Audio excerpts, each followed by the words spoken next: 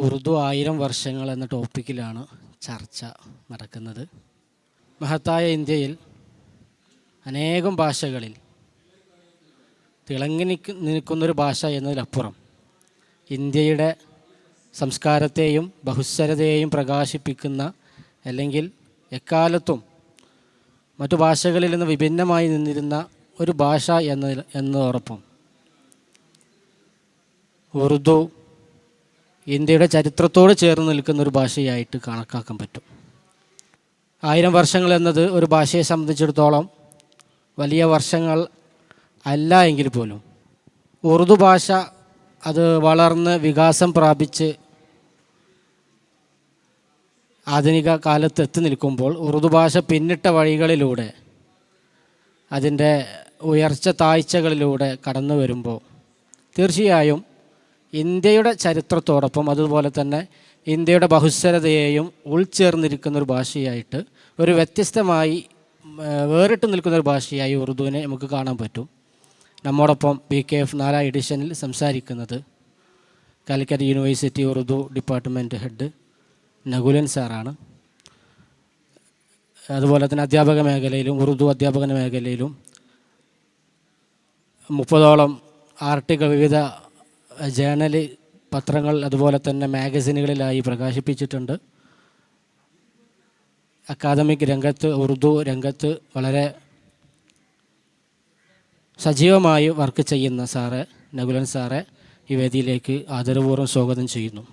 വളരെ സന്തോഷം. എല്ലാവർക്കും നമസ്കാരം. ഓക്കെ, ഉറുദു 1000 വർഷങ്ങൾ എന്ന് പറയുമ്പോൾ ഉറുദു എന്ന ഭാഷ ഉത്ഭവിക്കുന്നത് ഏതൊരു ഭാഷയും പോലെ പരസ്പരമുള്ള കടന്നുകയറ്റങ്ങളുടെയും സംസ്കാരങ്ങളുടെ പങ്കുവെക്കലുകളുടെയും കൂടെയാണ്. അപ്പോൾ ഉറുദു ഭാഷയുടെ ഉത്ഭവത്തെക്കുറിച്ച് നമുക്ക് കേൾക്കാമെന്ന് തോന്നുന്നു. പ്രിയമുള്ളവരെ, ഉറുദു ഭാഷയുടെ ഉത്ഭവം എന്ന ഒരു വിഷയത്തെക്കുറിച്ച് സംസാരിക്കുക കുറച്ച് വാക്കുകളിൽ ഒതുക്കി തീർക്കാവുന്നൊരു വിഷയമല്ല അത്. കാരണം ഉറുദു ഭാഷയുടെ ഉത്ഭവത്തെക്കുറിച്ച് നിരവധി സിദ്ധാന്തങ്ങൾ നിലവിലുണ്ട്. പക്ഷെ അങ്ങനെ വ്യത്യസ്തമായ സിദ്ധാന്തങ്ങൾ നിലവിലിരിക്കുമ്പോഴും പൊതുസമ്മതമായ ഒരു അഭിപ്രായം എന്ന നിലയിൽ ഞാൻ ഉറുദു ഭാഷയുടെ ഉത്ഭവവുമായി ബന്ധപ്പെട്ട കാര്യങ്ങളെ വളരെ സംക്ഷിപ്തമായി നിങ്ങളുടെ മുന്നിൽ അവതരിപ്പിക്കുകയാണ്. നിങ്ങൾക്കെല്ലാവർക്കും അറിയുന്നത് പോലെ നിരവധി ഭാഷകളുള്ളൊരു രാജ്യമാണ് ഇന്ത്യ. പ്രധാനമായും 2 ഭാഷാ കുടുംബത്തിലെ ഭാഷകളാണ് ഇന്ത്യയിൽ പ്രയോഗത്തിലുള്ളത്. ദക്ഷിണേന്ത്യയിൽ ദക്ഷിണ ദ്രാവിഡ ഭാഷാ കുടുംബത്തിലെ ഭാഷകളും ഉത്തരേന്ത്യയിൽ ഇന്തോ ആര്യൻ അഥവാ ഇൻഡോ യൂറോപ്യൻ ഭാഷാ കുടുംബത്തിലെ ഭാഷകളും. അപ്പോൾ ഉറുദു ഭാഷ ബന്ധപ്പെട്ട് കിടക്കുന്നത് ഇൻഡോ യൂറോപ്യൻ അഥവാ ഇൻഡോ ആര്യൻ ഭാഷാ കുടുംബവുമായിട്ടാണ്. ഉത്തരേന്ത്യയിലെ എല്ലാ ഭാഷകളും ഈ ഭാഷാ കുടുംബത്തിലെ അംഗങ്ങളുമാണ്.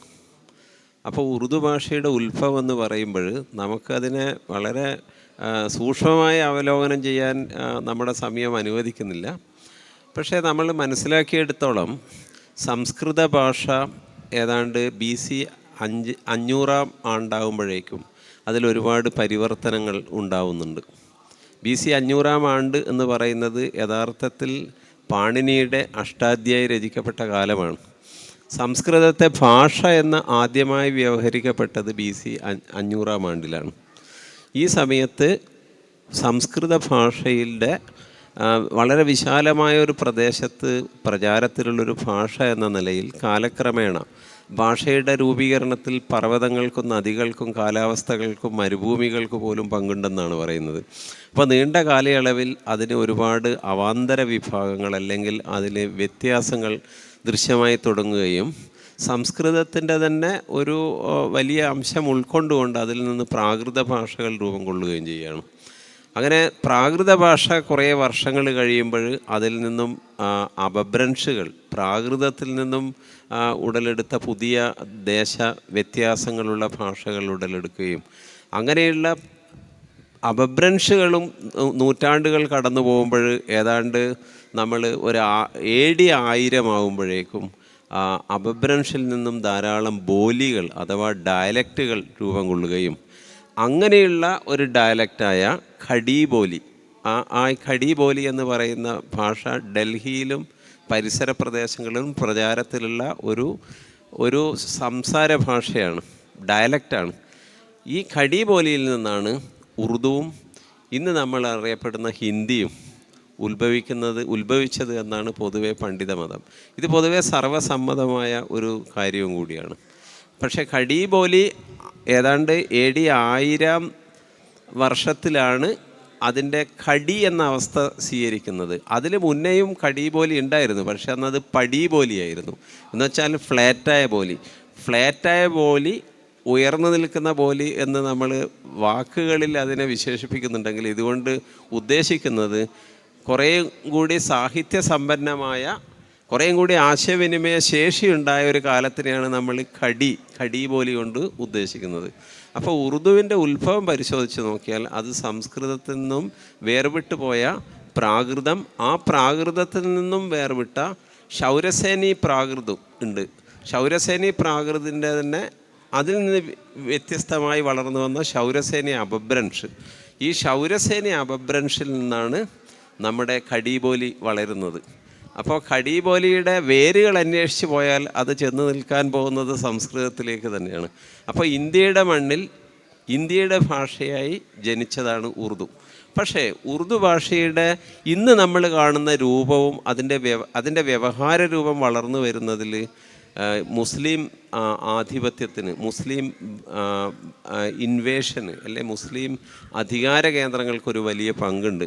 കാരണം ഇന്ത്യയിൽ ഏതാണ്ട് 1196 തോന്നുന്നു ഗസ്നി കടന്നു വരുന്നത്. അതിനുശേഷം 1206 അടിമവംശം സ്ഥാപിക്കപ്പെടുന്നത്, സൽത്തനത്തെ ഗുലാമാന സ്ഥാപിക്കപ്പെടുന്നത്. ഈ സൽത്തനത്തെ ഗുലാമാനയുടെ സ്ഥാപനത്തോടു കൂടി ഇന്ത്യയിൽ തുർക്കി ആദ്യം വരുന്നു, അതിനെ ഫോളോ ചെയ്തുകൊണ്ട് പേർഷ്യൻ ഭാഷ വരുന്നു.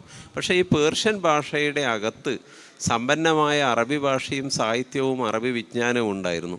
അപ്പോൾ പേർഷ്യൻ ഭാഷയിലൂടെ പേർഷ്യൻ്റെ കൂടെ തന്നെ അറബി ഭാഷയും അറബി സംസ്കാരവും അറബി വിജ്ഞാനവും ഇന്ത്യയിൽ വിനിമയം ചെയ്യപ്പെടുകയും ആ പദാവലികളൊക്കെ നമ്മളെ ഖഡി ബോലി എന്ന ഭാഷയുമായി ചേർന്നുകൊണ്ട്, അതിൻ്റെ അംശമായി ചേർന്നുകൊണ്ട് ഇന്ന് നമ്മൾ കാണുന്ന സമ്പന്നമായ ഉറുദു ഭാഷ രൂപം കൊള്ളുകയാണ് ഉണ്ടായത്.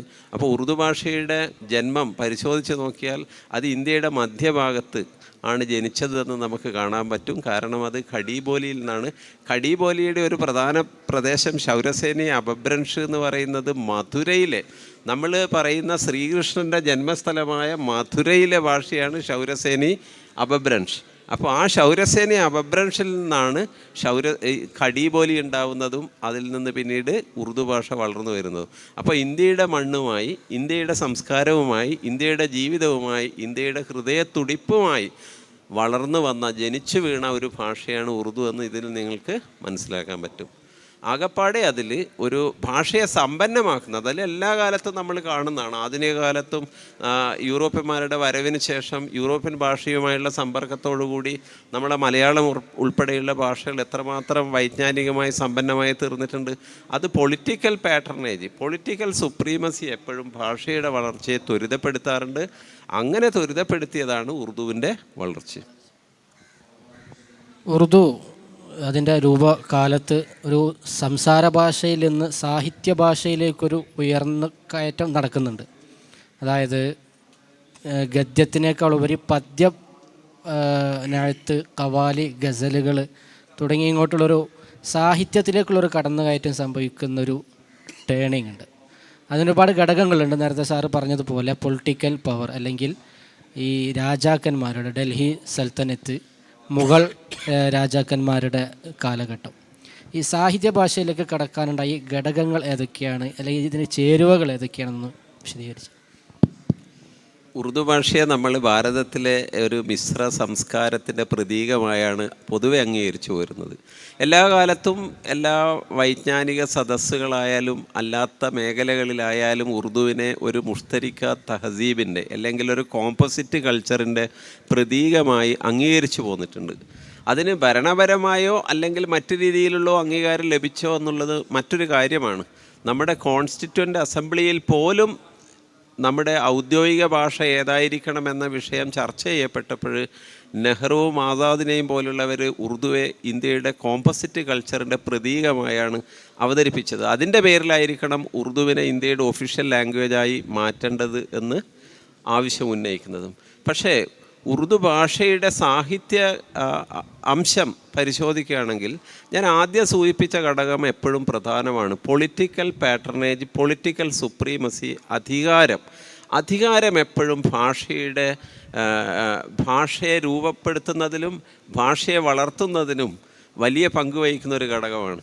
അതുപോലെ തന്നെ അതിന് തിരിച്ചൊരു വശമുണ്ട്. അധികാരത്തെ ഇല്ലാതാക്കുന്നതിനും അധികാരത്തെ സ്ഥാപിക്കുന്നതിനും ശേഷിയുള്ള ഘടകവും ഭാഷ തന്നെയാണ്. അപ്പോൾ നിശ്ചയമായും നിങ്ങൾ മനസ്സിലാക്കിയതുപോലെ, നമ്മളെ ചോദ്യകർത്താവ് ചോദിച്ചതുപോലെ, ഡൽഹിയിൽ അടിമവംശത്തിൻ്റെ സ്ഥാപനത്തോടുകൂടി പിന്നീട് നമ്മൾ കാണുന്നത് മുഗള വംശം വരെ ഏതാണ്ട് 6 നൂറ്റാണ്ട് കാലം ഇന്ത്യയിൽ മുസ്ലിം ഭരണവും മുസ്ലിം അധിനിവേശവും മുസ്ലിം സംസ്കാരവും സമ്പന്നമായി നിലനിന്നിട്ടുണ്ട്. സമ്പന്നമായ രീതിയിൽ അത് വളർന്നു വന്നിട്ടുണ്ട്. അത് വിനിമയം ചെയ്യപ്പെട്ടിട്ടുണ്ട്. അപ്പോൾ ഈ അധികാരികൾ ആരായിരുന്നു? വാസ്തവത്തിൽ അവരുടെ മാതൃഭാഷ എന്താണ്? പേർഷ്യനാണ്. പേർഷ്യൻ ഭാഷക്കകത്ത് അറബി ഭാഷയും ഇന്ത്യയിൽ എത്തിച്ചേർന്നു ഞാൻ ആദ്യം സൂചിപ്പിച്ചിട്ടുണ്ട്.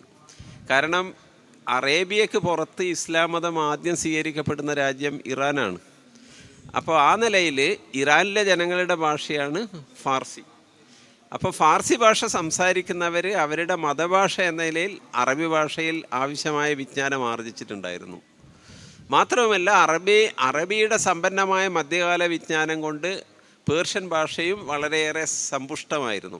അങ്ങനെയുള്ള സമ്പുഷ്ടമായ പേർഷ്യൻ ഭാഷ ഇന്ത്യയിലെ അധികാരികളുടെ ഭരണഭാഷയായി മാറിയപ്പോൾ ആ ഭരണഭാഷ, പവർ, അധികാരം ഇന്ത്യക്കാരെ പല രീതിയിലും സ്വാധീനിക്കാൻ തുടങ്ങി. അപ്പോൾ ഉറുദുവിൽ ആദ്യമായി സാഹിത്യരചന നടത്തപ്പെട്ടപ്പോൾ പേർഷ്യൻ സാഹിത്യം അതിൻ്റെ മാതൃകയായി സ്വാഭാവികമായും പേർഷ്യൻ പദങ്ങളെയും അറബി പദങ്ങളെയും യഥേഷ്ടം നമ്മുടെ ജീവിതത്തിൽ നമ്മൾ ഇന്നും ഉപയോഗിക്കുന്നുണ്ട്. ഇപ്പോൾ ഇന്ത്യയിലെ എല്ലാ ഭാഷകളിലും പ്രചാരത്തിലുള്ള അറബി പേർഷ്യൻ പദങ്ങൾ യഥാർത്ഥത്തിൽ ഇന്ത്യയിൽ സ്ഥാപിക്കപ്പെട്ട ഈ മുസ്ലിം ഭരണകാലത്തിൻ്റെ സംഭാവനയാണ്. അത് ഇന്ത്യൻ സംസ്കാരത്തെ സമ്പന്നമാക്കുകയാണ് ചെയ്തത്. ഇന്ത്യൻ സംസ്കാരത്തെ ഏതെങ്കിലും രീതിയിൽ അതിനെ സങ്കോചപ്പെടുത്തുകയോ അല്ലെങ്കിൽ അതിനെ പരിമിതപ്പെടുത്തുകയോ അല്ല ചെയ്തത്. നമ്മുടെ അറിവിൻ്റെ ചക്രവാളങ്ങളെയും നമ്മുടെ സംസ്കാരത്തെയും നമ്മുടെ ഭാഷയെയും നമ്മുടെ വിജ്ഞാനത്തെയും ഒക്കെ തന്നെ, നമ്മളെ ശീലങ്ങളെയും ഒക്കെ തന്നെ, നമ്മളെ മൂല്യബോധങ്ങളെയും ഒക്കെ തന്നെ അറബി പേർഷ്യൻ ബന്ധം സമ്പന്നമാക്കിയിട്ടുണ്ട്. അപ്പോൾ നിശ്ചയമായും നമുക്ക് മാതൃകാപരമായ ഒരു മോഡൽ ആയി പേർഷ്യൻ സാഹിത്യം മുന്നിലുള്ളത് കൊണ്ട് ഉറുദുവിൽ സാഹിത്യരചന തുടങ്ങിയ ആദ്യ കാലഘട്ടത്തിൽ പേർഷ്യയിലെ കാവ്യരൂപങ്ങൾ, പേർഷ്യൻ കാവ്യരൂപമാണ് ഖസീദയെ പേർഷ്യൻ എന്ന് പറഞ്ഞുകൂടാ, അത് അറബി കാവ്യരൂപമാണ്. അറബിയിൽ നിന്നും അത് പേർഷ്യനിലേക്ക് എത്തിച്ചേർന്നതാണ്. അപ്പം ഞാൻ നേരത്തെ സൂചിപ്പിച്ചതുപോലെ പേർഷ്യൻ്റെ അകത്ത് അറബിക്കുള്ളത് കൊണ്ട് ഗസൽ പോലുള്ള പേർഷ്യൻ കാവ്യരൂപങ്ങൾ, റുബായി പോലുള്ള പേർഷ്യൻ എന്ന് പറയുന്നത് ഫാർസി, ഗസൽ, റുബായി, മറസ്യ അങ്ങനെയുള്ള കാവ്യരൂപങ്ങളൊക്കെ ഉറുദു കവികൾ അവരുടെ മോഡലായി എടുക്കുകയും അതേ രീതിയിൽ കവനം ആരംഭിക്കുകയും ചെയ്തു. അതുപോലെ തന്നെ അറേബ്യൻ കാവ്യരൂപങ്ങളും നമ്മൾ ഫോളോ ചെയ്തു. അതിൻ്റെ ഫലമായി ഖസീദി ഉണ്ടായി. പിന്നെ നമ്മൾ കാണുന്നത് അതിൻ്റെ അലങ്കാരവും വൃത്തവുമായി ബന്ധപ്പെട്ട കാര്യങ്ങളിലും ഒക്കെ തന്നെ പേർഷ്യൻ അറബിക് ബന്ധങ്ങളാണ് കാണുന്നത്. അപ്പോൾ ബോധപൂർവമോ അബോധമായോ നമ്മുടെ ഭാഷയിൽ പേർഷ്യൻ അറബിക് എലിമെൻറ്റുകൾ ഇങ്ങനെ കടന്നു വരാൻ തുടങ്ങി. അത് നമ്മുടെ സംസ്കാരത്തെ സമ്പന്നമാക്കി, അത് നമ്മളുടെ ചിന്തയെ ഉത്തേജിപ്പിച്ചു, അത് നമ്മളെ ഇന്നത്തെ രീതിയിലുള്ള ഒരു മുഷ്തരിക്ക ഉറുദു എന്നും ഒരു ഫ്ലെക്സിബിലിറ്റി ഉള്ള, ഒരു എലാസ്റ്റിസിറ്റി ഉള്ള ഭാഷയാണ്. ഏതിനെയും സ്വീകരിക്കാൻ ശേഷി ഉറുദു ഭാഷയ്ക്കുണ്ട്.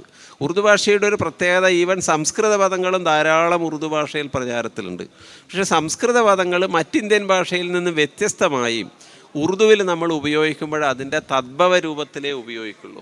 മലയാളത്തിൽ നമ്മൾ സംസ്കൃത പദങ്ങളെ അതേ രൂപത്തിൽ, തത്സമ രൂപത്തിൽ, വ്യത്യാസമില്ലാതെ സ്വീകരിക്കുമ്പോൾ ഉറുദു ഭാഷ അത് സ്വീകരിക്കുന്നത് എപ്പോഴും തദ്ഭവ രൂപത്തിൽ, ഒരു ഡീവിയേറ്റഡ് ഫോമിലായിരിക്കും. അത് ഉറുദു ഭാഷയുടെ ഒരു എലാസ്റ്റിസിറ്റിയെ കാണിക്കുന്നുണ്ട്. അപ്പോൾ ലോകത്തിലുള്ള ഏത് സംസ്കാരത്തെയും ഏത് ഭാഷയെയും ഏത് ഭാഷാ അംശത്തെയും സ്വീകരിക്കാൻ ഉറുദുവിന് ഈ ഇലാസ്റ്റിസിറ്റി സഹായിച്ചിരുന്നു. അപ്പോൾ ആ അർത്ഥത്തിൽ ഉറുദു വളരെ സമ്പന്നമായ ഒരു മുഷ്തരിക്ക തഹസീബിൻ്റെ മിശ്ര സംസ്കാരത്തിൻ്റെ ഭാഷയായി ആ രീതിയിൽ കാവ്യരൂപങ്ങളും വളരാൻ തുടങ്ങി. പക്ഷേ പിന്നീടുള്ള നമ്മൾ കാണുന്നത് ഇന്ത്യൻ ചരിത്രത്തിൽ വീണ്ടും 6 നൂറ്റാണ്ടിന് ശേഷം ഇംഗ്ലീഷുകാർക്ക് മുന്നേ പോർച്ചുഗീസ്, ഡച്ച്, ഫ്രഞ്ചൊക്കെ ഇന്ത്യയിൽ വരുന്നുണ്ട്. പക്ഷേ ഡോമിനേഷൻ സാധിച്ചത് ഇംഗ്ലീഷുകാർക്കാണ്. അപ്പോൾ ആ സമയമാകുമ്പോൾ അവരുടെ സാഹിത്യവും നമ്മളെ സമ്പന്നമാക്കാൻ തുടങ്ങി. ഇപ്പം നോവൽ പോലുള്ള ഗദ്യരൂപങ്ങൾ വിശേഷിച്ചും. നേരത്തെ അറബി പേർഷ്യൻ സാഹിത്യം ഏറ്റവും കൂടുതൽ ഉറുദു കവിതയെയാണ് സ്വാധീനിച്ചതെങ്കിൽ ഗദ്യ മോഡലുകളിൽ നമുക്ക് ഇംഗ്ലീഷ് അതുപോലെ മറ്റ് യൂറോപ്യൻ ഭാഷകളും മാതൃകയായി തീർന്നിട്ടുണ്ട്. അപ്പോൾ നമ്മുടെ ഗദ്യഭാഷ ഇംഗ്ലീഷുകാരുടെ വരവിന് ശേഷമാണ് ശരിക്കും വളരുന്നത്. 1800-ാം ആണ്ടിന് ശേഷമാണ് നല്ല മാതൃകാപരമായ അല്ലെങ്കിൽ ഒരു ഉത്തമമായ ഉറുദു ഗദ്യത്തിൻ്റെ മോഡൽ ബാഗോ ബഹാർ എന്ന കൃതിയിലൂടെ ഒരു കഥയുടെ രൂപത്തിലാണെങ്കിലും നല്ലൊരു ഗദ്യം നമുക്ക് ലഭിക്കുന്നത്. പക്ഷേ 1850 ആകുമ്പോഴേക്കും നമുക്ക് കാണാം നമ്മളെ ഭാഷയിൽ എത്രമാത്രം സാഹിത്യ രൂപങ്ങളാണ് പുതുതായി ഉത്ഭവിച്ചത്. ഹാലി അദ്ദേഹം ജീവചരിത്രം എഴുതുന്നതിൽ ഒന്നാമത്തെ ആളാണ്. ഹാലി ഉറുദുവിൽ നിരൂപണം ലിറ്റററി ക്രിട്ടീസ് നടത്തിയ ആദ്യത്തെ ആളാണ്. ആ സമയത്ത് മറ്റുള്ള അദ്ദേഹത്തിൻ്റെ തന്നെ സമകാലീനനായ ഷിബിലി അതുപോലുള്ള എഴുത്തുകാർ യൂറോപ്യൻ മാതൃകയിലുള്ള ഗദ്യങ്ങളും ഉറുദുവിലേക്ക് ധാരാളമായി എഴുതി തുടങ്ങി. പിന്നീട് ഉറുദു ഭാഷ പദ്യത്തിൻ്റെ മേഖലയിലും ഗദ്യത്തിൻ്റെ മേഖലയിലും മറ്റ് ഇന്ത്യൻ ഭാഷകളെക്കാളൊക്കെ ബഹുദൂരം മുന്നിലെത്താൻ അതിന് സാധിക്കുകയും ചെയ്തു. ഒരു മിശ്ര സംസ്കാരത്തിൻ്റെ ഭാഗമാണ് ഉറുദു എന്ന് പറയുകയുണ്ടായി. അപ്പോഴും നമ്മുടെ ഒരു ആശങ്കയുണ്ട്. 35 അക്ഷരങ്ങളാണ് ഉറുദുവിലുള്ളത്. അതിൽ 28 അറബിയിൽ നിന്ന് കടന്നു വന്നതാണ്. 4 പേർഷ്യൻ അക്ഷരങ്ങളുണ്ട്. സ്വതന്ത്രമായി ഉറുദു എന്ന് പറയാൻ പറയുന്നത് 3 അക്ഷരങ്ങൾ മാത്രമേ ഉള്ളൂ. അപ്പോൾ ഇത് ഒരു ഭാഷയുടെ മതവുമായി ബന്ധപ്പെട്ട് പറയുകയാണെങ്കിൽ അറബിയിൽ നിന്നുള്ള വൈജ്ഞാനിക കടന്നുകയറ്റങ്ങൾ സംഭവിച്ചിട്ടുണ്ട്. പേർഷ്യയിൽ നിന്നുള്ള സാഹിത്യത്തിൻ്റെ കടന്നുകയറ്റങ്ങൾ സംഭവിച്ചിട്ടുണ്ട്. അപ്പം ഉറുദു എന്നതൊരു മതേതര ഭാഷ എന്ന് നമുക്ക് അങ്ങനെ പറയാൻ പറ്റുമോ? ഭാഷയുടെ മതത്തെയാണ് ചോദിക്കുന്നത്. നമ്മൾ അറബി ഭാഷയുടെ ചരിത്രം പരിശോധിച്ച് നോക്കുകയാണെങ്കിൽ ഖുറാൻ ആവിർഭവിക്കുന്നതിന് മുന്നേ തന്നെ സമ്പന്നമായ അറബി ഭാഷയും സാഹിത്യവും ഇവിടെ നിലനിന്നിരുന്നു. അറബി കാവ്യ ചരിത്രം വളരെ സമ്പന്നമായ ഖുറാന് മുന്നേയുള്ളൊരു കാലത്തെ അടയാളപ്പെടുത്തുന്നുണ്ട്. അപ്പോൾ മതം ഭാഷയുമായി ബന്ധപ്പെടുകയല്ല, മതം ഭാഷയെ സ്വാധീനിക്കുന്നുണ്ട് നിശ്ചയമായും. എന്ന് വെച്ചിട്ട് ഭാഷ ഒരു മതത്തിൻ്റെ ചിഹ്നമായി ഒരിക്കലും മാറുമെന്ന് ഞാൻ വിശ്വസിക്കുന്നില്ല. ഉറുദുവിൽ നമ്മൾ ലിപി, ഇപ്പോൾ ഇന്ത്യയിലെ മിക്ക ലിപികളും പരിശോധിച്ച് നോക്കിയാൽ നമുക്ക് ദേവനാഗരി ലിപി വളരെ വ്യാപകമായി ഇന്ത്യയിൽ ഉപയോഗിക്കുന്നുണ്ട്.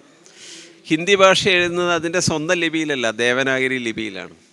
അപ്പോൾ ഭാഷ കൈകാര്യം ചെയ്യാൻ ലിപിയുടെ ആവശ്യം വരുമ്പോൾ ഞാൻ നേരത്തെ സൂചിപ്പിച്ചതുപോലെ സാഹിത്യരൂപങ്ങളും വിജ്ഞാനങ്ങളും സ്വീകരിക്കുന്നത് പോലെ നമ്മൾ ലിപിയും സ്വീകരിച്ചു എന്ന് മാത്രമേ ഉള്ളൂ.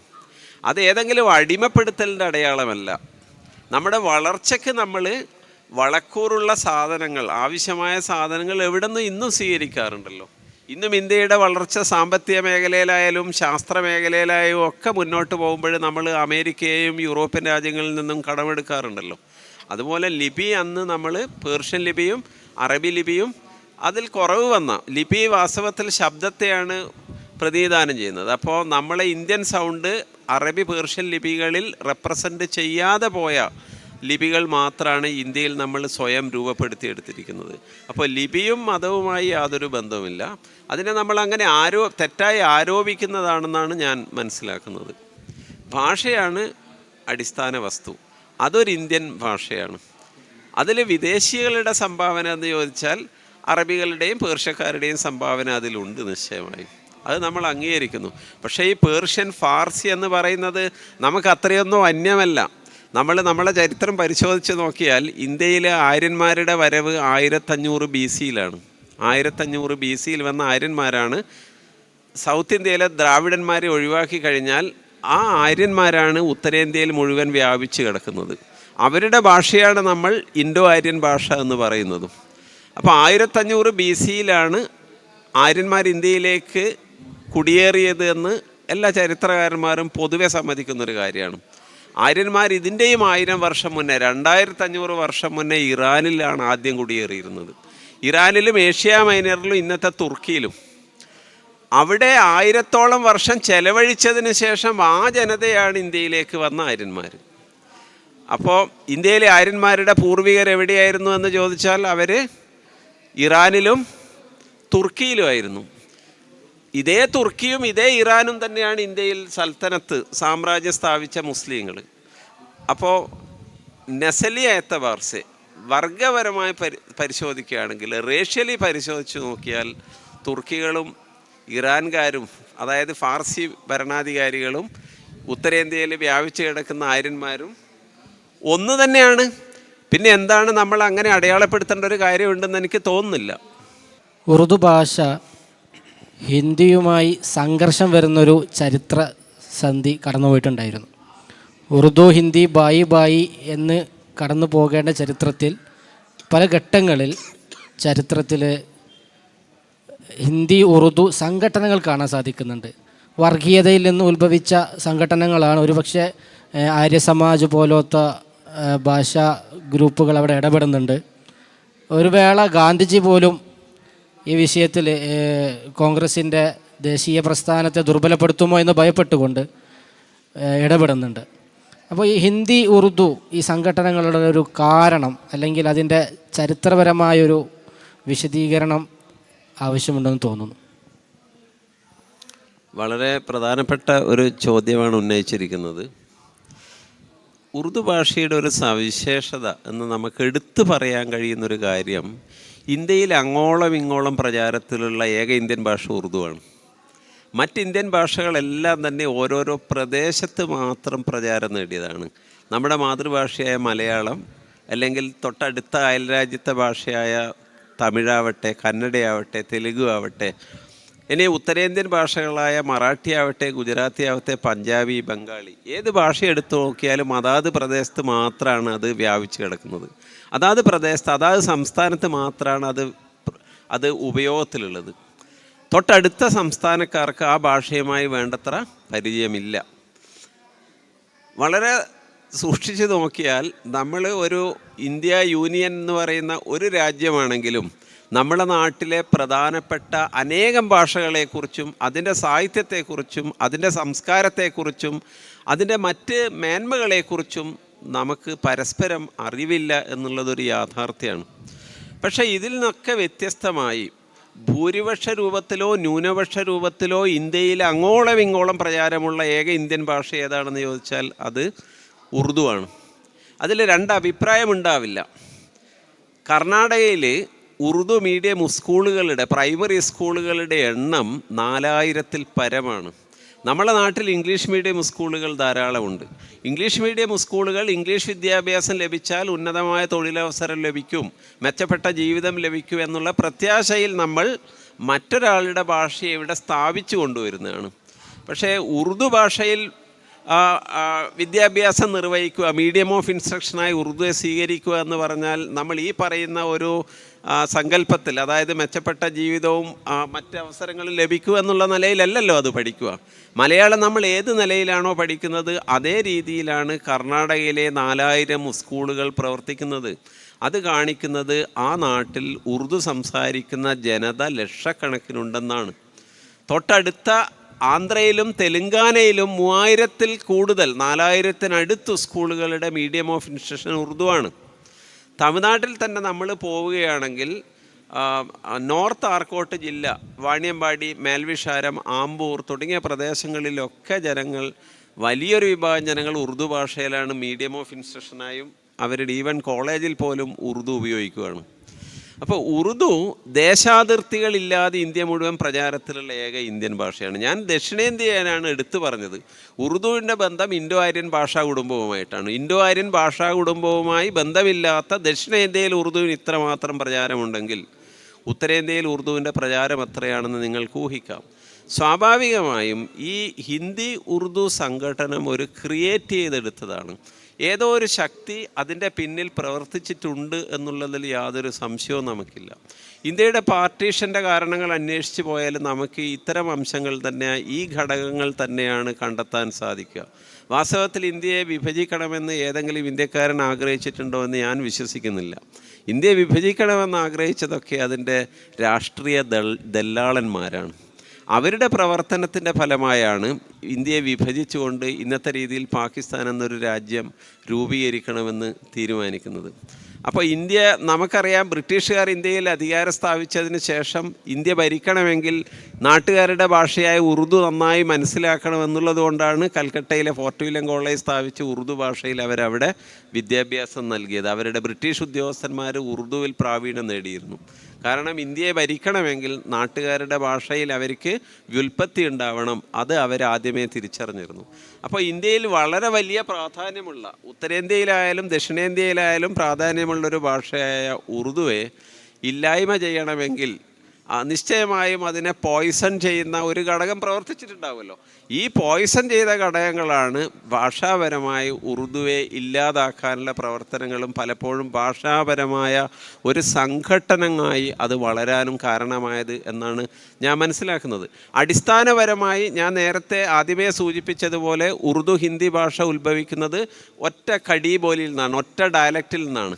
അപ്പോൾ ഒരു ഭാഷയിൽ നിന്ന് ഉത്ഭവിച്ച രണ്ട് ലിഖിത രൂപങ്ങൾ, പേർഷ്യൻ അറബി ലിപിയിൽ എഴുതുന്ന ഒരു രൂപവും ദേവനാഗരി ലിപിയിൽ എഴുതുന്ന മറ്റൊരു രൂപവും, ഇങ്ങനെ ഈ രണ്ട് ഭാഷകളും അടിസ്ഥാനപരമായ ഒന്നാണ്.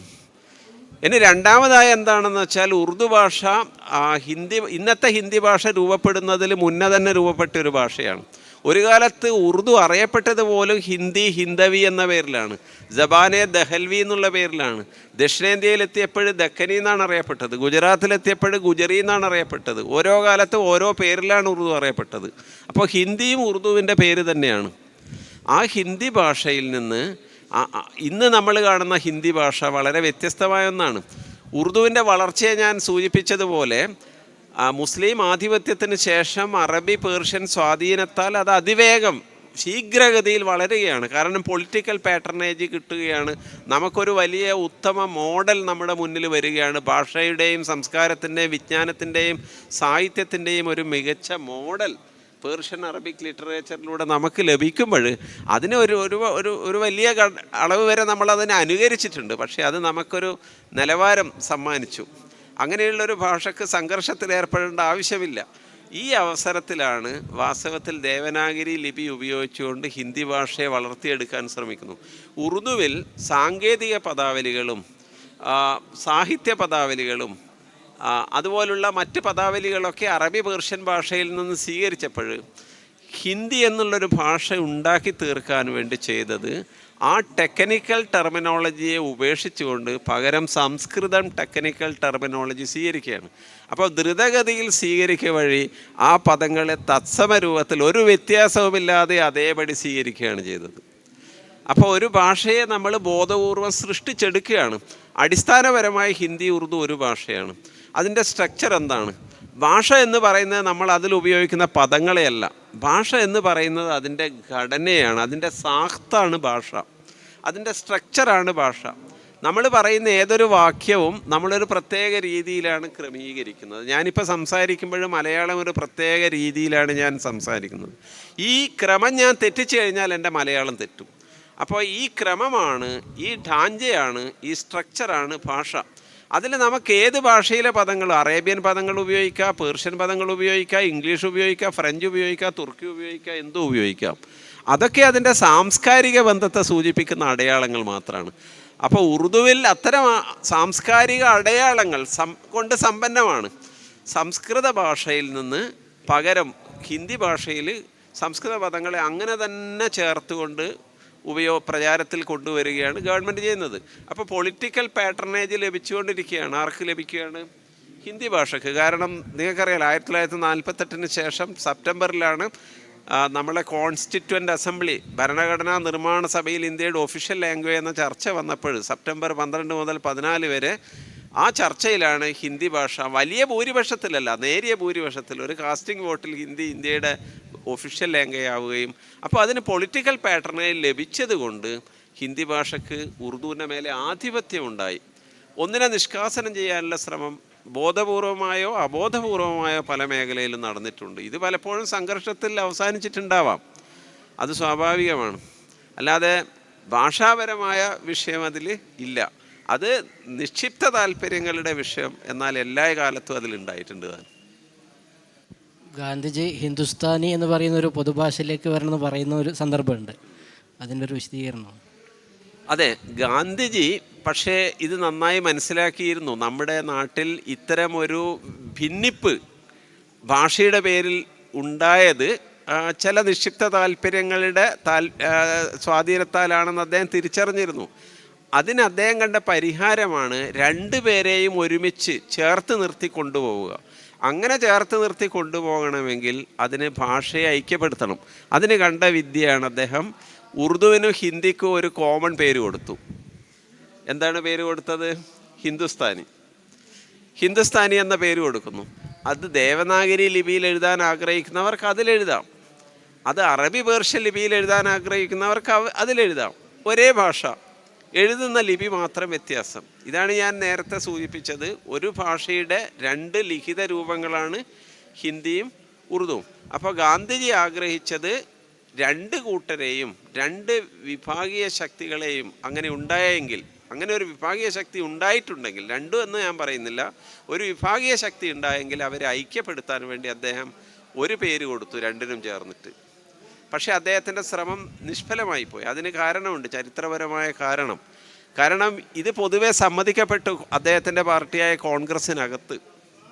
നമ്മളെ ഒരു ഫെഡറൽ ഡ്രാഫ്റ്റ് അബുൽ കലാം ആസാദ് തയ്യാറാക്കിയതുപോലെ തന്നെ ഇന്ത്യയുടെ ഒഫീഷ്യൽ ലാംഗ്വേജ് ഹിന്ദുസ്ഥാനി ആവണം എന്നുള്ളൊരു ധാരണ പാർട്ടിക്കകത്തുണ്ടായി. കോൺഗ്രസ് ആണല്ലോ നമ്മുടെ ദേശീയ പ്രസ്ഥാനത്തെ നയിക്കുന്നത്. പക്ഷേ നിർഭാഗ്യവശാൽ നിങ്ങൾക്കറിയാലോ, 1947 ആഗസ്റ്റ് 15 ഇന്ത്യ വിഭജിക്കപ്പെടുന്നതോടുകൂടി അങ്ങോട്ടും ഇങ്ങോട്ടുള്ള അഭയാർത്ഥി പ്രവാഹവും തുടർന്നുള്ള ദംസനങ്ങളും മരണങ്ങളും വലിയ തോതിൽ ലോകചരിത്രത്തിൽ തന്നെ ഏറ്റവും ഒരു ദുരന്തമായിട്ടാണ് നമ്മൾ വിഭജനം അവസാനിച്ചത്. അത് രണ്ട് കൂട്ടരുടെ മനസ്സിലും എന്തുണ്ടാക്കി? വിഷലിപ്തമാക്കിയിരുന്നു. അങ്ങനെ ഒരു പശ്ചാത്തലത്തിൽ ഗാന്ധിജിയും വധിക്കപ്പെടുകയാണ്.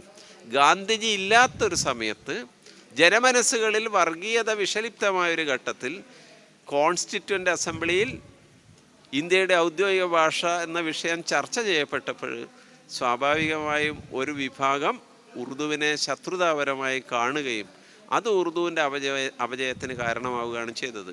തിരിച്ച് ഗാന്ധിജി വധിക്കപ്പെട്ടിരുന്നില്ല എങ്കിൽ, ഇന്ത്യയുടെ പാർട്ടീഷൻ നടന്നിരുന്നില്ല എങ്കിൽ, നിങ്ങൾ ആലോചിച്ച് നോക്കുക ഇന്ന് ഉറുദുവിൻ്റെ പദവി എന്തായിരിക്കുമെന്ന്. നേരത്തെ സാറ് സൂചിപ്പിച്ചു ഈ ഫോർട്ട് വില്യം കോളേജ് ബ്രിട്ടീഷ് ഉദ്യോഗസ്ഥർക്ക് ഉറുദു പഠിക്കാൻ വേണ്ടിയിട്ട് ബ്രിട്ടീഷുകാർ മുൻകൈ എടുത്ത് നടത്തിയൊരു കോളേജായിരുന്നു. അതൊരു കോളനൈസേഷൻ്റെ ഭാഗമായിട്ട് തുടങ്ങിയതാണെന്ന് പറഞ്ഞൂടെ? അതായത് ഉറുദുവിനോടുള്ള പ്രേമമോ സ്നേഹമോ അല്ലാതെ, ഭാഷാ വികസനം അല്ലാതെ കോളനൈസേഷൻ ആയിരുന്നു ലക്ഷ്യമെന്ന് നമുക്ക് പറയാമായിരുന്നു. അതുപോലെ തന്നെ ഭിന്നിപ്പിച്ച് ഭരിക്കുക എന്ന ബ്രിട്ടീഷ് തന്ത്രമായിട്ട് ഉറുദു മുസ്ലിമീങ്ങളുടേത്, ഹിന്ദി ഹൈന്ദവരുടേത് എന്ന ഒരു വിഭജന സിദ്ധാന്തവും അതൊക്കെ നോക്കുമ്പോൾ അതൊരു ആത്മാർത്ഥമായ ശ്രമമായിരുന്നു എന്ന് തോന്നുന്നുണ്ടോ? അത് ഈ പറഞ്ഞതിനോട് ഞാൻ യോജിക്കുകയാണ്. ബ്രിട്ടീഷുകാരുടെ ശ്രമം ആത്മാർത്ഥമായിരുന്നു എന്ന് ഒരിക്കലും നമുക്ക് പറയാൻ സാധിക്കില്ല. കാരണം അവർ ഇന്ത്യയെ നല്ല രീതിയിൽ ഭരിക്കണമെങ്കിൽ ഇന്ത്യയിലെ ഭൂരിപക്ഷം കൈകാര്യം ചെയ്യുന്ന ഭാഷ തങ്ങൾക്കറിയണം. അങ്ങനെ ഭൂരിപക്ഷം ജനതയുടെ ഭാഷ മനസ്സിലാക്കിയാൽ മാത്രമേ ഭൂരിപക്ഷം ജനതയുടെ പൾസ് അറിയാൻ പറ്റുള്ളൂ. അതിനു വേണ്ടിയാണ് അവർ ഉറുദു പഠിപ്പിച്ചത്, അല്ലാതെ ഉറുദു ഭാഷയോടുള്ള സ്നേഹം കൊണ്ടല്ല. കോളനിവൽക്കരണം തന്നെയായിരുന്നു അവരുടെ ലക്ഷ്യം. പിന്നെ ഭിന്നിപ്പിച്ച് ഭരിക്കുക എന്നുള്ളത് മിക്കവാറും ബ്രിട്ടീഷുകാർ ഇവിടെ വന്നപ്പോൾ അവർ തോന്നിയതുപോലെ ഭരിക്കുകയല്ല ചെയ്തത്. ഇന്ത്യയുടെ ഇന്നത്തെ രാഷ്ട്രീയ, സാമൂഹ്യ, സാമ്പത്തിക സ്ഥിതി എന്താണെന്ന് കൂലങ്കുഷമായി പഠിക്കുകയാണ് ആദ്യം ചെയ്തത്.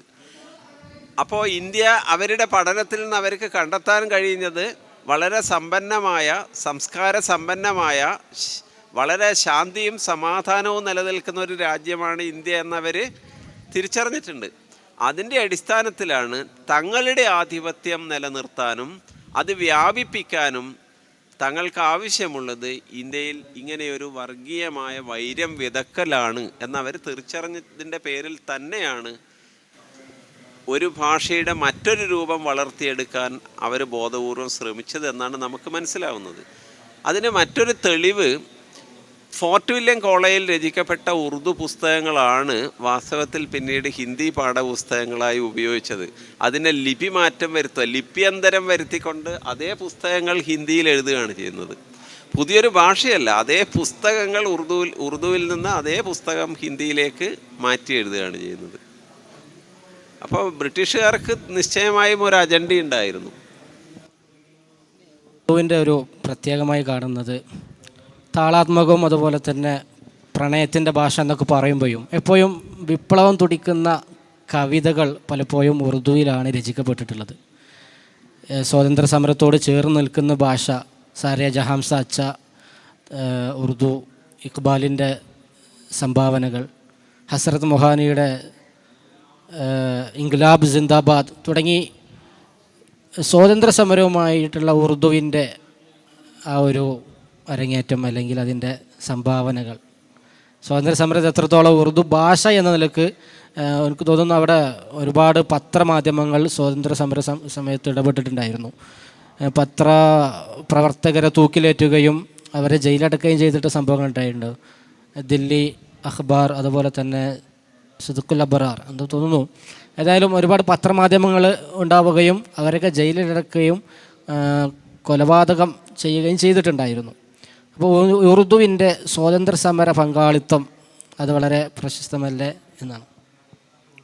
നിശ്ചയമായും ഇന്ത്യൻ ദേശീയ പ്രസ്ഥാനത്തിന്, ഇന്ത്യയുടെ സ്വാതന്ത്ര്യ സമര പ്രസ്ഥാനത്തിന് ഏറ്റവും കൂടുതൽ ഊർജം പകരാൻ കഴിഞ്ഞ ഭാഷ ഉറുദു തന്നെയാണെന്നുള്ളതിൽ യാതൊരു സംശയവുമില്ല.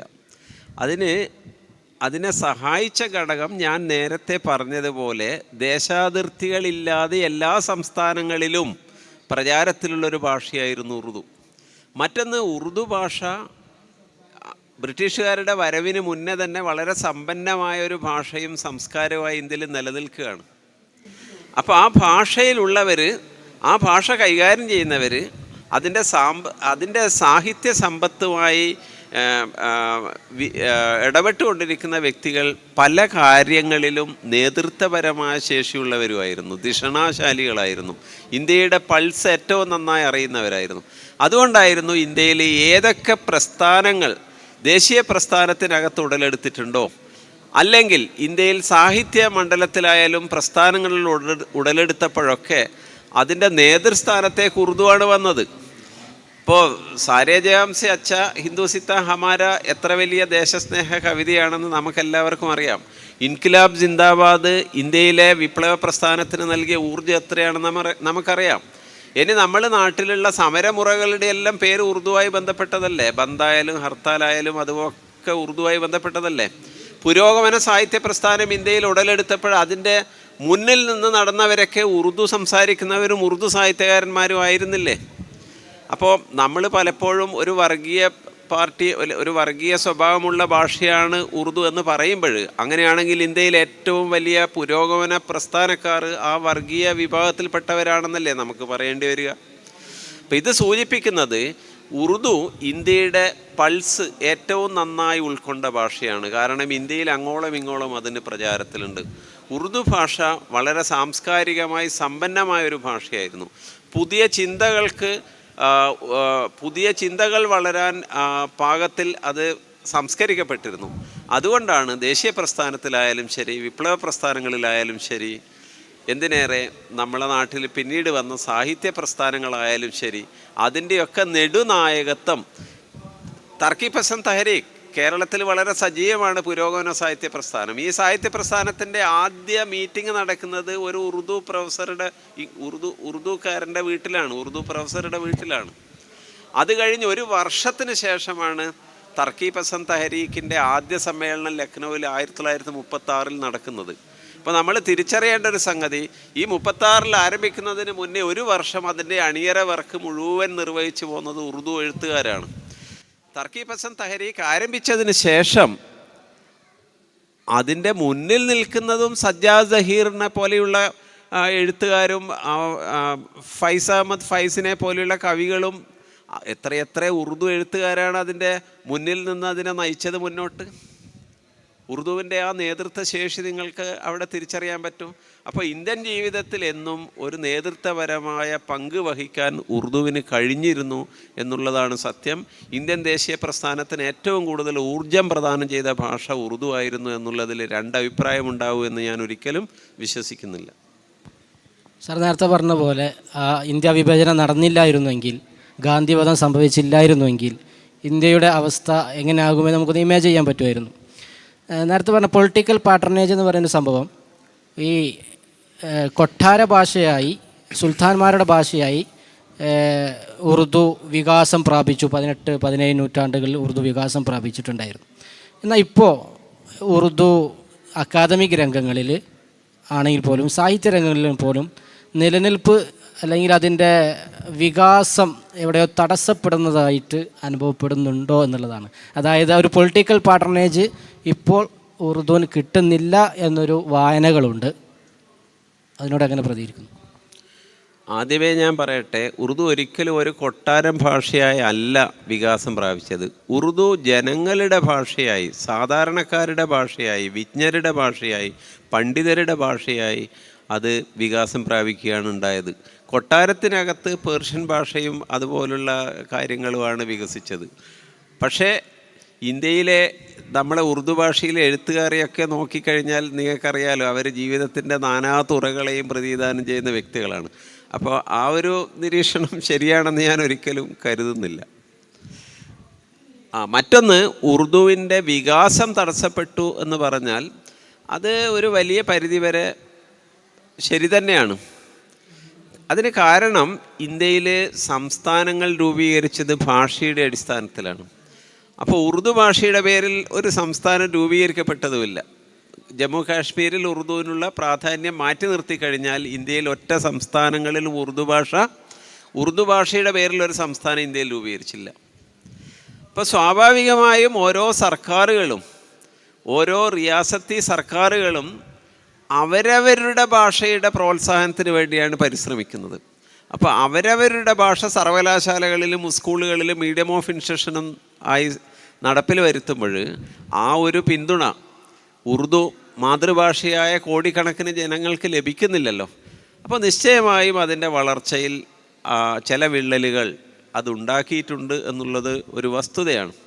ഇനി സംസ്ഥാനങ്ങൾ രൂപീകരിക്കുന്നതിന് ഉറുദു ഭാഷയെ അടിസ്ഥാനമാക്കി ഒരു സംസ്ഥാനം ഉണ്ടായിട്ടില്ല എന്ന് പറയുമ്പോൾ അതിനെ പരിഹരിക്കാൻ അന്നത്തെ കോൺഗ്രസ് ഗവൺമെൻറ് ഒരു ശ്രമം നടത്തിയുണ്ടായി.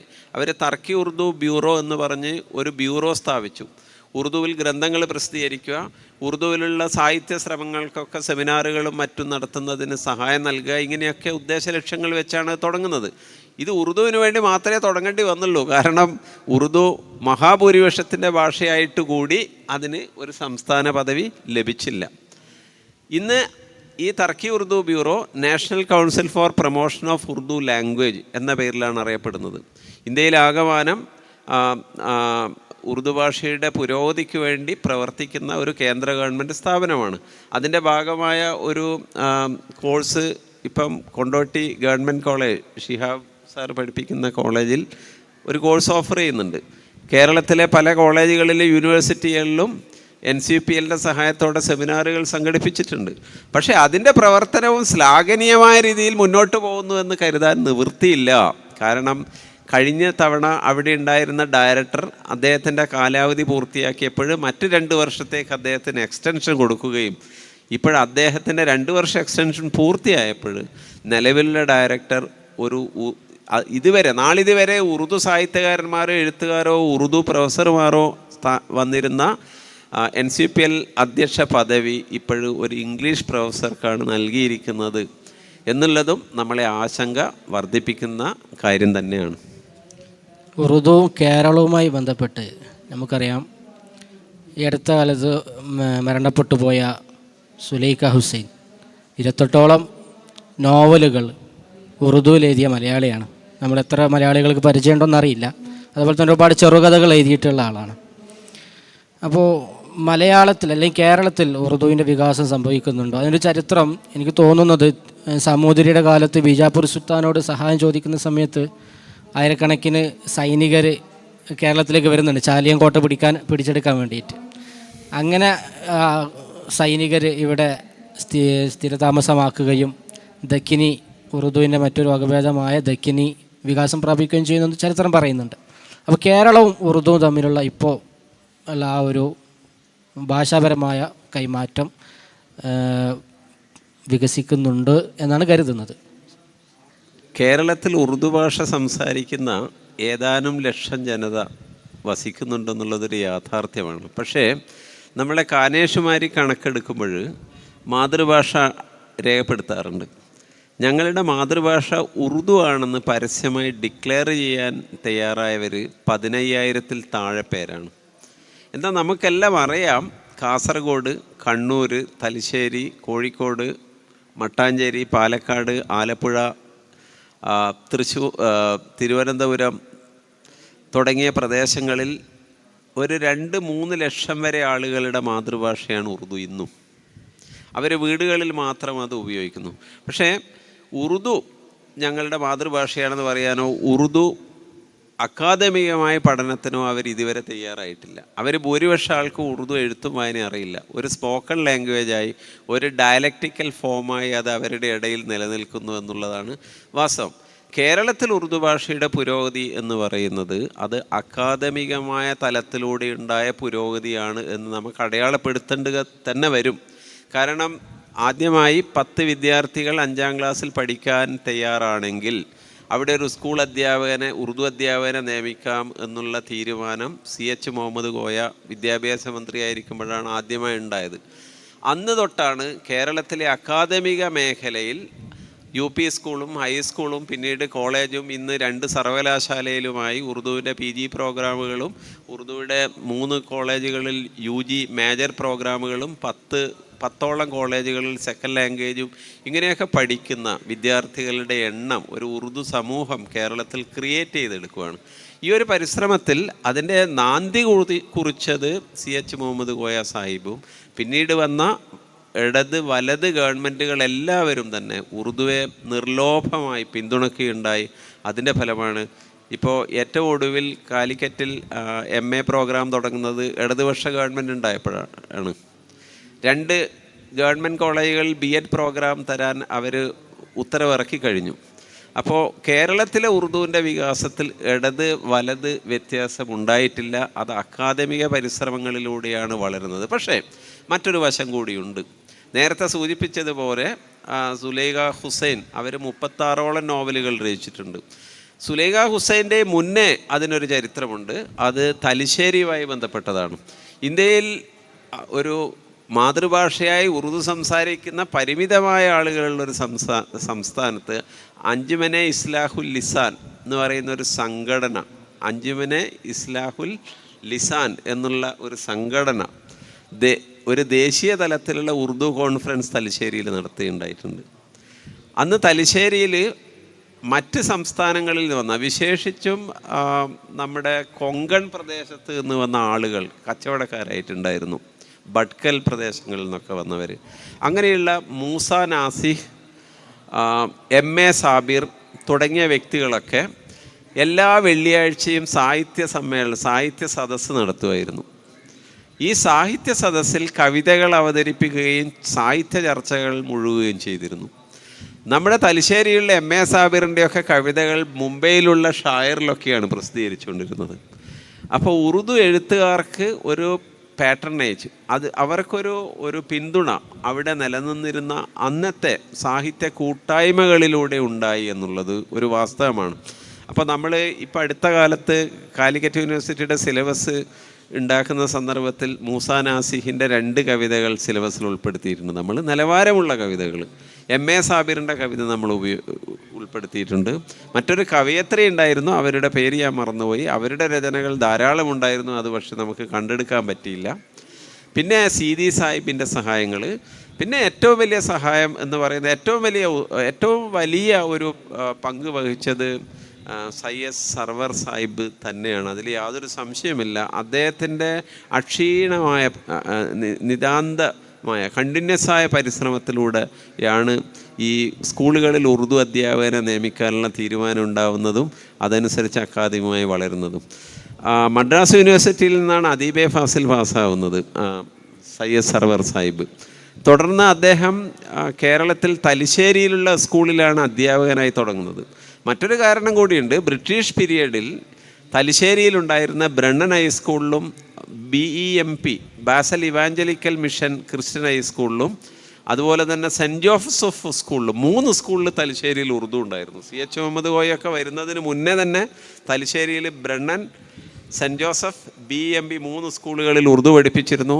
അതിൻ്റെ കാരണം എന്താണെന്ന് വെച്ചാൽ നമ്മുടെ മലബാർ മദ്രാസ് പ്രസിഡൻസിയുടെ ഭാഗമായപ്പോൾ ബ്രിട്ടീഷ് ഭരണത്തിലാണ് അത് സാധിച്ചിരുന്നത്. പക്ഷേ കേരളത്തിൽ സംഘടിതമായ രീതിയിൽ അത് വരുന്നതിൽ വലിയ പങ്ക് വഹിച്ചത് സർവർ സാഹിബാണ്. അദ്ദേഹമാണ് ഇതിനു വേണ്ടി ഉത്തരവ് സമ്പാദിക്കാൻ വേണ്ടി പരിശ്രമിച്ചത്. പിന്നെ അദീബെ ഫാസിൽ പോലുള്ള കോഴ്സുകൾ തുടങ്ങുന്നത്.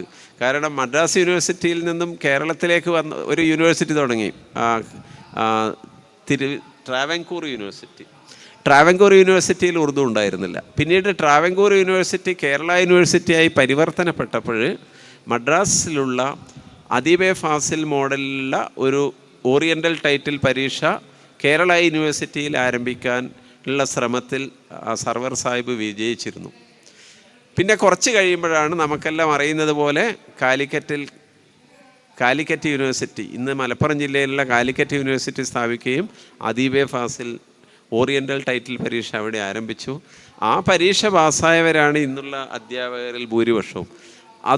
അതിൻ്റെ കൂടെ തന്നെ മറ്റൊരു കാര്യം കൂടി സർവർ സാഹിബ് ചെയ്യുണ്ടായി. ഉറുദു ഹയർ, ഉറുദു ലോവർ പരീക്ഷകൾ കേരള ഗവൺമെൻറ് നേരിട്ട് നടത്തുന്ന 2 പരീക്ഷകൾ അദ്ദേഹം ആരംഭിക്കാൻ വേണ്ടുന്ന പരിശ്രമം നടത്തിയതിൽ വിജയിച്ചു. അതിലൂടെ പാസ്സായ ആളുകളും ഉറുദു അധ്യാപകരായി മാറി. അപ്പോൾ ഉറുദുവിലെ ഒരു അക്കാദമിക വളർച്ചയിൽ അടിസ്ഥാനപരമായി വിഷനറിയായി പ്രവർത്തിച്ചത് നമ്മുടെ പ്രിയപ്പെട്ട കവിയായ സയ്യദ് സർവർ സാഹിബാണ് എന്നുള്ളതിൽ യാതൊരു സംശയവുമില്ല. പിന്നെ ഏറ്റവും കൂടുതൽ എഴുതിയ വ്യക്തി അത് സുലൈഖ ഹുസൈനാണ്, ഒരു സംശയമില്ല. പക്ഷേ നിർഭാഗ്യമെന്ന് പറയട്ടെ, അവരുടെ രചനകളെ നമുക്ക് വേണ്ട രീതിയിൽ പ്രയോജനപ്പെടുത്താൻ പല ഘട്ടങ്ങളിലും കഴിഞ്ഞില്ല. അത് വിലയിരുത്താനും പഠിക്കാനുള്ള അവസരങ്ങൾ നമുക്ക് ലഭിച്ചില്ല. അതിന് ഏറ്റവും പ്രധാനമായ കാരണം എന്ന് ചൂണ്ടിക്കാണിക്കാവുന്നത് ആ രചനകൾ മുഴുവൻ പാകിസ്ഥാനിലായിരുന്നു പ്രസിദ്ധീകരിച്ചത്. അത് നമ്മളെ നാട്ടിലേക്ക് വന്നില്ല. അതുകൊണ്ട് തന്നെ ആ രചനകൾ കണ്ടെടുക്കുക എന്നുള്ളതും ദുഷ്കരമാണ്. ഞാൻ മനസ്സിലാക്കിയെടുത്തോളം ഷംസുദ്ദീൻ തിരൂർക്കാട് മാഷ് കുറേ രചനകൾ സംഘടിപ്പിച്ചിട്ടുണ്ട്. അതിൻ്റെ എല്ലാം PDF അദ്ദേഹം ഞങ്ങൾക്ക് കാലിക്കറ്റ് യൂണിവേഴ്സിറ്റിയിൽ തന്നിട്ടുണ്ട്. ചില നമ്മളെ അധ്യാപക സുഹൃത്തുക്കളുടെ കൈകളിൽ ഏതാനും കോപ്പികൾ ലഭ്യമായിട്ടുണ്ട്. അപ്പോൾ നമുക്ക് ഒരു വിശേഷ പഠനത്തിന്, ഒരു സ്പെഷ്യൽ സ്റ്റഡിക്ക് വിധേയമാക്കേണ്ട വിഷയമാണ്. അത്തരം കാര്യങ്ങൾ ഞങ്ങൾ ആലോചിക്കുന്നുണ്ട് കാലിക്കറ്റ് സർവകലാശാലയിലും. ലഭ്യമായ PDF-കളെ സൂക്ഷിച്ചുകൊണ്ട് അതിൽ നിന്ന് പ്രിൻ്റ് ഔട്ട് എടുത്ത് പുസ്തക രൂപത്തിലാക്കി സൂക്ഷിക്കാനുള്ള സാധ്യതകൾ പരിശോധിക്കുന്നുണ്ട്. അപ്പോൾ ഇന്ന് നമ്മൾ നോക്കിയാൽ കാണാൻ കഴിയുന്നത് എഴുത്തുകാർ, കവികളായ ഉറുദു കവികൾ രംഗപ്രവേശനം നടത്തിക്കൊണ്ടിരിക്കുകയാണ്. N. മൊയ്തീൻകുട്ടി മാഷ് നല്ല നിലവാരമുള്ള ധാരാളം കവിതകൾ രചിച്ചിട്ടുണ്ട്. നമ്മുടെ സിലബസിൽ നമ്മൾ ആ കവിതകൾ ഉൾപ്പെടുത്തിയിട്ടുണ്ട്. നമ്മൾ ഹമീദ് കാരശ്ശേരി മാഷ്, അങ്ങനെ പുതിയ ആളുകൾ ഉറുദുവിലേക്ക് കേരളത്തിൽ എഴുത്തുകാരായി, തഹലീക്കി അദബ് എഴുതുന്നവരായി, സർഗരചനയിൽ ഏർപ്പെടുന്നവരായി മുന്നോട്ട് വന്നുകൊണ്ടിരിക്കുകയാണ്.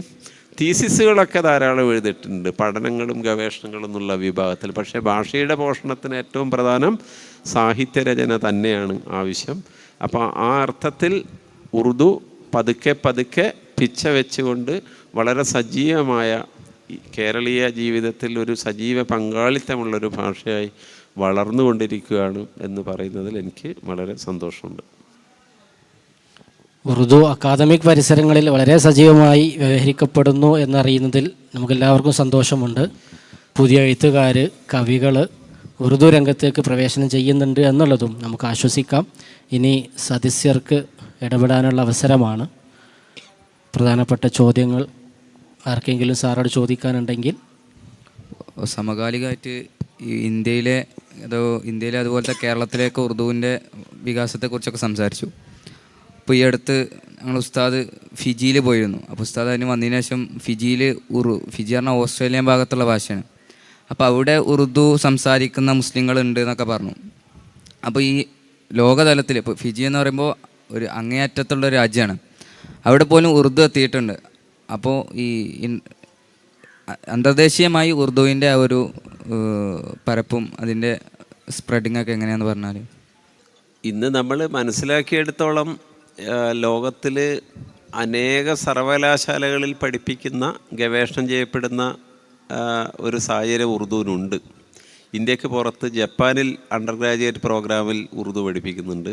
അമേരിക്കയിലുള്ള പല സർവകലാശാലയിൽ ഉറുദുവിൽ ഗവേഷണം നടക്കുന്നുണ്ട്. യൂറോപ്യൻ രാജ്യങ്ങളിൽ പല സർവകലാശാലകളിലും ഉറുദു ഉണ്ട്. പക്ഷേ ഇതിലൊക്കെ ഉപരിയായി നമ്മുടെ നാട്ടിൽ നിന്നും അന്യരാജ്യങ്ങളിലേക്ക് കുടിയേറിയ ഒരു വലിയ ജനവിഭാഗമുണ്ട്. ആ ജനവിഭാഗം ഇന്നും ഉറുദുവിനെ നെഞ്ചോട് ചേർത്ത് നിൽക്കുന്നത് കൊണ്ട് അവിടെ ധാരാളം രചനകൾ, ചെറുകഥകളും നോവലുകളും കവിതകളും ഒക്കെ യൂറോപ്പിലും അമേരിക്കയിലും കാനഡയിലും ഉൾപ്പെടെ ഉള്ള രാജ്യങ്ങളിൽ വളരെ സജീവമാണ്. ഇപ്പോൾ കഴിഞ്ഞ വർഷം നമ്മുടെ കോഴിക്കോട് യൂണിവേഴ്സിറ്റിയിലും ഈ ഒരു മാസം മുന്നേ കൊണ്ടോട്ടി ഗവൺമെൻറ് കോളേജിലും സയ്യദ് തക്കി ആബിദി സാർ, അദ്ദേഹം കാനഡയിൽ താമസിക്കുന്ന ഒരു ഇന്ത്യക്കാരനാണ്, കനേഡിയൻ പൗരത്വം സ്വീകരിച്ചതാണ്. അപ്പോൾ ഇന്ത്യയിൽ നിന്ന് പുറത്തുപോയി ഇതുപോലുള്ള ധാരാളം ആളുകൾ ഉറുദു ഭാഷ തുടർന്നും ഉപയോഗിക്കുകയും അതിൽ രചന നടത്തുകയും അതിൽ ഗവേഷണം നടത്തുകയും ചെയ്യുന്നതിൽ സജീവമായതുകൊണ്ട് അത്തരം സദസ്സുകളൊക്കെ, ഞാൻ നേരത്തെ സൂചിപ്പിച്ച തലശ്ശേരിയിലുണ്ടായിരുന്ന സാഹിത്യ സദസ്സുകൾ പല യൂറോപ്യൻ രാജ്യങ്ങളിലും നിലനിൽക്കുന്നുണ്ട്. ധാരാളം രചനകൾ അവിടെ നിന്നുണ്ടാവുന്നുണ്ട്. അത്തരം രചനകൾ ഉൾപ്പെടുത്തി ഞങ്ങൾ ഈ തവണ Calicut university MA syllabus UG undergraduate programme syllabus ഉണ്ടാക്കുമ്പോൾ ഇന്ത്യക്ക് പുറത്തുണ്ടാവുന്ന രചനകളുടെ ഒരു പേപ്പർ, ഒരു കോഴ്സ് തന്നെ ഓഫർ ചെയ്യാനുള്ള പണിപ്പുരയിലാണ്, അതിൻ്റെ പരിശ്രമത്തിലാണ് ഞങ്ങൾ. വലിയ തോതിൽ ശ്രമം നടക്കുന്നുണ്ട്. ഇവിടെ പറയുകയുണ്ടായി ഉറുദു ഹിന്ദി എന്ന ഒരേ ഭാഷ തന്നെയാണെന്ന് പറഞ്ഞു. അപ്പോൾ ഞങ്ങൾ സ്കൂളിൽ ഞാൻ ഉറുദ പഠിച്ചത് സെക്കൻഡ് ലാംഗ്വേജ് ആയിട്ട്. അപ്പോൾ ഒരു പാഠം ഉണ്ടായത് ഞാൻ ഓർക്കുന്നുണ്ട്. അതിൽ ഉറുദു ഭാഷയുടെ ഭംഗിയെക്കുറിച്ചാണ് സംസാരിക്കുന്നത്. ഇപ്പോൾ പല ഹിന്ദി സിനിമകളിലൊക്കെ ഉറുദു ഗാനങ്ങളാണ് ഉപയോഗിക്കുന്നത്. ഇപ്പോൾ അന്ന് പഠിച്ചൊരു ഇതുണ്ട്, ഈ താരേ ജമീൻ പർ എന്നൊരു സിനിമ പറയുന്നുണ്ട്. അപ്പോൾ അവിടെ അത് ഹിന്ദി സിനിമയാണ്, പക്ഷേ അവിടെ ധർത്തി എന്ന് പറയുമ്പോൾ അതും ഈ ഉറുദു പദങ്ങളുടെ ഒരു ഭംഗി പറയുന്നുണ്ട്. ഇപ്പോൾ സുന്ദർ ഉറുദുവിൽ പറയുമ്പോൾ ഖൂബ്സൂറത്ത്. അപ്പോൾ ആ ഒരു ഭംഗി അതിനെങ്ങനെയാണ് വിലയിരുത്തുന്നത്? ഉറുദു ഭാഷയ്ക്ക് പദങ്ങൾക്ക് കൂടുതൽ ഭംഗിയുണ്ട് എന്നുള്ളത്. അത് കാക്കക്കും തൻകുഞ്ഞ് പൊൻകുഞ്ഞ് തന്നെ എന്ന് നമ്മൾ പറയാറുണ്ട്.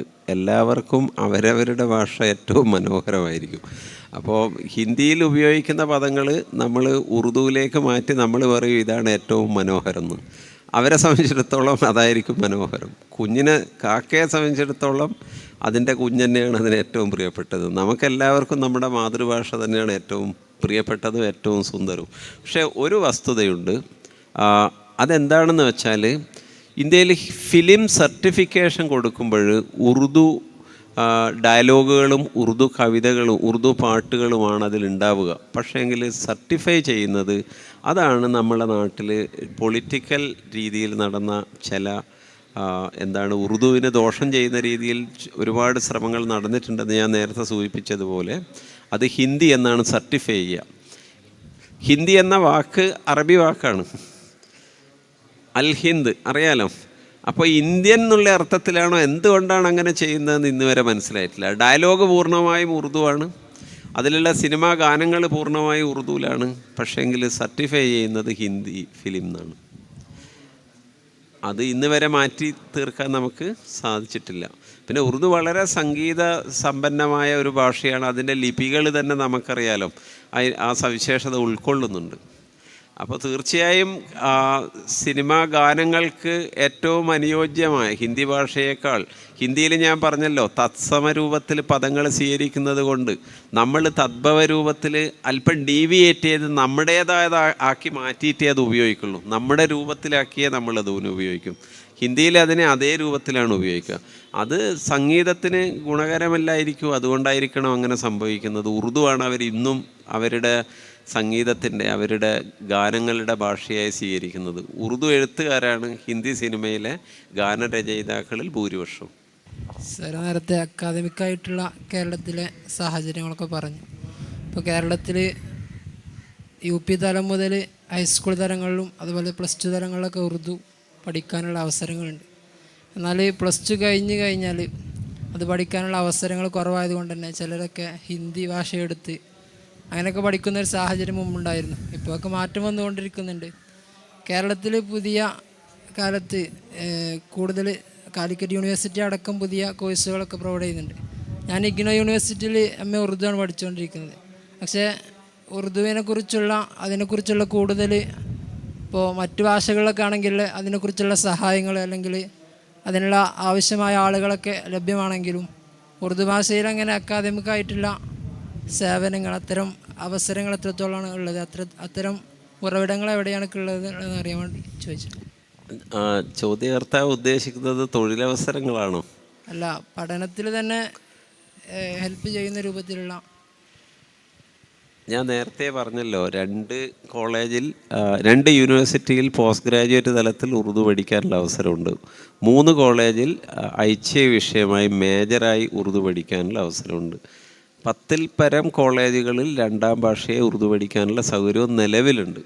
ഇനി പുതിയ സർക്കാരുകൾ വരുമ്പോൾ പുതിയ കാലത്ത് അതിനുള്ള പരിശ്രമങ്ങൾ ഉണ്ടാവുകയാണ് വേണ്ടത്. പക്ഷേ നമ്മൾ മറ്റൊരു വശം കൂടി ആലോചിക്കണം. ഉറുദു പഠിച്ചു കഴിഞ്ഞാലുള്ള തൊഴിലവസര മേഖലകൾ ഇപ്പം നമ്മളെ നാട്ടിൽ നടക്കുന്നത് എന്താണെന്ന് വെച്ചാൽ, ഒരു പുതിയ പരിഷ്കാരം അണ്ടർ ഗ്രാജുവേറ്റ് ലെവലിൽ BA BSc BCom കോഴ്സുകളെ 4 വർഷ കോഴ്സാക്കി പരിവർത്തനപ്പെടുത്തുകയാണ്. നിലവിലത് 3 വർഷ പദ്ധതിയാണ്. ഇനി അത് 4 വർഷ കോഴ്സായി മാറും. അത് നിങ്ങൾ പത്രങ്ങളിലൊക്കെ വായിച്ചിട്ടുണ്ടാകും. അത് BA ഓണേഴ്സ് വിത്ത് റിസർച്ച് എന്ന രീതിയിലൊക്കെ. പക്ഷേ ഇതിനൊക്കെ അടിസ്ഥാനപരമായ ഒരു ദർശനമുണ്ട്. അതെന്താണെന്ന് വെച്ചാൽ, ഒരു നോളജ് സൊസൈറ്റിയും ആ നോളജ് സൊസൈറ്റിയിൽ നിന്ന് നോളജ് എക്കണോമിയിലേക്കുമുള്ള ഒരു യാത്ര. അപ്പോൾ നോളജ് സൊസൈറ്റി എന്ന് പറയുന്നത് എന്താണ്? വൈജ്ഞാനിക സമൂഹവും ആ വൈജ്ഞാനിക സമൂഹത്തിൽ നിന്ന് വൈജ്ഞാനിക സമ്പത്തും, അല്ലെങ്കിൽ സമ്പത്ത് എന്ന ലാസ്റ്റ് വാക്ക്, ഇതാണ് ഇന്ന് നമ്മുടെ വിദ്യാഭ്യാസ പ്രക്രിയയെ ത്വരിതപ്പെടുത്തുന്ന അടിസ്ഥാന വസ്തുത. ഇത് NEP 2020 അടിസ്ഥാനത്തിൽ കേന്ദ്ര ഗവൺമെൻറ് രൂപപ്പെടുത്തിയ ഒരു പദ്ധതിയാണ്. അപ്പോൾ സംസ്ഥാനങ്ങൾക്ക് ഇത് വിദ്യാഭ്യാസം എന്ന് പറയുന്നത്, ഉന്നത വിദ്യാഭ്യാസം ഇന്ത്യയിൽ അങ്ങോളം ഇങ്ങോളം അതിനെ നിലവാരപ്പെടുത്തുന്ന ഏജൻസി UGC ആണ്. അപ്പോൾ നമുക്ക് ഉന്നത വിദ്യാഭ്യാസ മേഖലയിൽ ആവശ്യമായ മാറ്റങ്ങൾ നിർദ്ദേശിക്കുന്നത് UGC ആണ്. അതുപോലെ തന്നെ ഉന്നത വിദ്യാഭ്യാസത്തിൻ്റെ നടത്തിപ്പിന് വരുന്ന ചെലവിൻ്റെ വലിയൊരു പങ്ക് വഹിക്കുന്നതും UGC ആണ്. അപ്പോൾ UGC നിർദ്ദേശിക്കുന്ന കോഴ്സുകൾ സ്വീകരിക്കാൻ സംസ്ഥാന സർക്കാരുകൾ ബാധ്യസ്ഥപ്പെട്ടിരിക്കുകയാണ് നിലവിൽ. നേരത്തെ സംസ്ഥാന സർക്കാരുകൾ പറയുന്ന അവരുടെ അഭിപ്രായങ്ങൾ കേൾക്കാൻ തയ്യാറായിരുന്നെങ്കിൽ നിലവിൽ അങ്ങനെ കേൾക്കാനുള്ള അവസരങ്ങൾ കുറഞ്ഞു വരികയും ചെയ്യുന്നുണ്ട്. ഇത് നമ്മുടെ നാട്ടിൽ നടക്കുന്ന ഒരു പുതിയ രാഷ്ട്രീയ സാഹചര്യമാണ്. അപ്പോൾ വിദ്യാഭ്യാസ പദ്ധതികൾ ആവിഷ്കരിക്കുമ്പോഴും കോഴ്സുകൾ പ്രദാനം ചെയ്യുമ്പോഴും നമ്മുടെ നാട്ടിൽ രൂപപ്പെട്ടുകൊണ്ടിരിക്കുന്ന രാഷ്ട്രീയ സാഹചര്യം അതിനെ സ്വാധീനിക്കുന്നു എന്നുള്ളതാണ് സത്യം. അപ്പോൾ ഉറുദു ഭാഷയുടെ പുരോഗതിക്ക് ആവശ്യമായ മതിയായ പ്രാതിനിധ്യം നമുക്ക് ലഭിക്കുന്നില്ല എന്ന ഒരു പരാതി നിലനിൽക്കെ, ഈ പുതിയ സാഹചര്യത്തിൽ നോളജ് എക്കണോമിയിലേക്ക് എത്താൻ ഉറുദുവിനെ എങ്ങനെ ഉപയോഗിക്കാൻ കഴിയുമെന്നാണ് നമ്മളുടെ മുന്നിലുള്ള ഒരു പ്രധാന വിഷയം. ഏതായാലും അതിൻ്റെ ഇനീഷ്യൽ സ്റ്റേജിലാണ്. ഈ കാര്യത്തിൽ എങ്ങനെയാണ് നമുക്ക് മുന്നോട്ട് കൊണ്ടുപോകാൻ സാധിക്കുക എന്ന് നമ്മൾ വളരെ ഗൗരവമായി ആലോചിക്കുന്നുണ്ട്. പക്ഷേ ഒരുപാട് പരിമിതികളുണ്ട്. കാരണം ഇതൊരു പൊളിറ്റിക്കൽ ഡിസിഷൻ തന്നെയാണ്. അപ്പോൾ നമുക്ക് കാലത്തിൻ്റെ ഒരു ഡിമാൻഡ് എന്ന് പറയുന്നത് മാറി വരുന്ന സാമൂഹ്യ, രാഷ്ട്രീയ, സാമ്പത്തിക സാഹചര്യങ്ങളെ നിർണയിക്കുന്ന വിധത്തിൽ നമ്മുടെ നാട്ടിലെ ജനത ഉയർന്ന് പ്രവർത്തിക്കണം എന്ന് മാത്രമേ എനിക്ക് പറയാനുള്ളൂ.